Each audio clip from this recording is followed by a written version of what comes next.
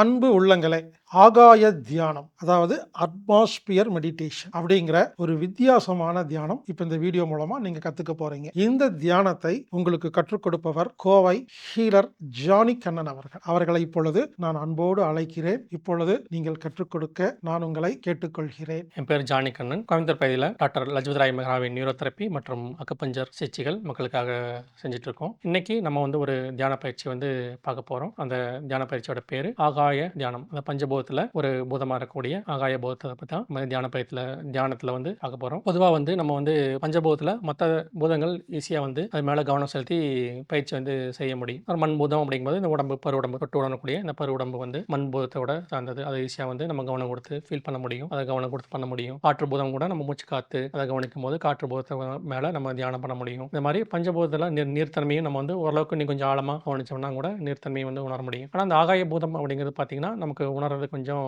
சிரமமா இருக்கும். ஏன் சிரமமா இருக்குது அப்படின்னு பார்த்தீங்கன்னா, இந்த 4 பூதத்தினாலையும் இந்த 5வது பூதத்தை நம்ம உணர்றது கொஞ்சம் சிரமம். அதாவது இந்த மனசுனாலையும் இந்த புத்தினாலையும் இந்த ஆகாயம் அப்படிங்கிறத நம்ம உணர்றது அப்படிங்கிறது கொஞ்சம் சிரமம். இது எப்படின்னு சொல்லி பார்த்தீங்க அப்படின்னு பார்த்தீங்கன்னா, இப்போ சாதாரண ஒரு நபர் இருக்காருன்னா அவருக்கு இந்த நாட்டோட முதலமைச்சரை பார்க்கணும் அல்லது ஒரு கலெக்டரை பார்க்கணும் அப்படின்னா அது எளிமையான காரியமா அப்படின்னா எளிமையான காரியம் கிடையாது. ஆனால் அவங்க பல சிரமங்களுக்கு அப்புறமா ஒரு பெட்டிஷன் போட்டு இல்லை தெரிஞ்ச பிஏவை பிடிச்சி கெஞ்சி கூத்தாடி அதுக்கப்புறம் தான் ஒரு மிகப்பெரிய ஒரு பதவியில் இருக்கவங்கள நம்ம பார்க்கறதுங்கிறது சாத்தியமாக இருக்கும். நார்மலாக நம்ம பார்க்க முடியாது. இதே ஒரு பொறுப்பில் இருக்காங்க, ஒரு முதலமைச்சராக இருக்காங்க அல்லது ஒரு கலெக்டராக இருக்காங்கன்னா அவங்க ஒரு சாதாரண மனுஷனை பார்க்கணும், அவங்கள பாராட்டணும், நீங்கள் நல்லா பண்ணியிருக்கீங்க அப்படின்னு சொல்லி ஏதோ ஒரு காரணத்துக்காக பார்க்கணும் அப்படின்னா இந்த ஒரு செகண்டுக்குள்ளே அவங்க முடிவெடுத்து அவங்கள செய்ய முடியும். அவங்க உடனே அங்கே இருக்கக்கூடிய பிஏக்கு அவங்களுக்கு சொன்னாங்கன்னா உடனே அவங்களுக்கு கார் அரேஞ்ச் பண்ணிடுவாங்க. உடனே எங்கே போகணும், எந்த பகுதிக்கு போகணும், எந்த ஊருக்கு போகணும், யாரை பார்க்கணும், எல்லா டேட்டாஸும் உடனே அவங்களுக்கு கலெக்ட் பண்ணி கிடைச்சிடும். அப்போ அவங்கள உடனே அவங்களால பார்க்க முடியும். இது போல தான் நம்முடைய புத்தி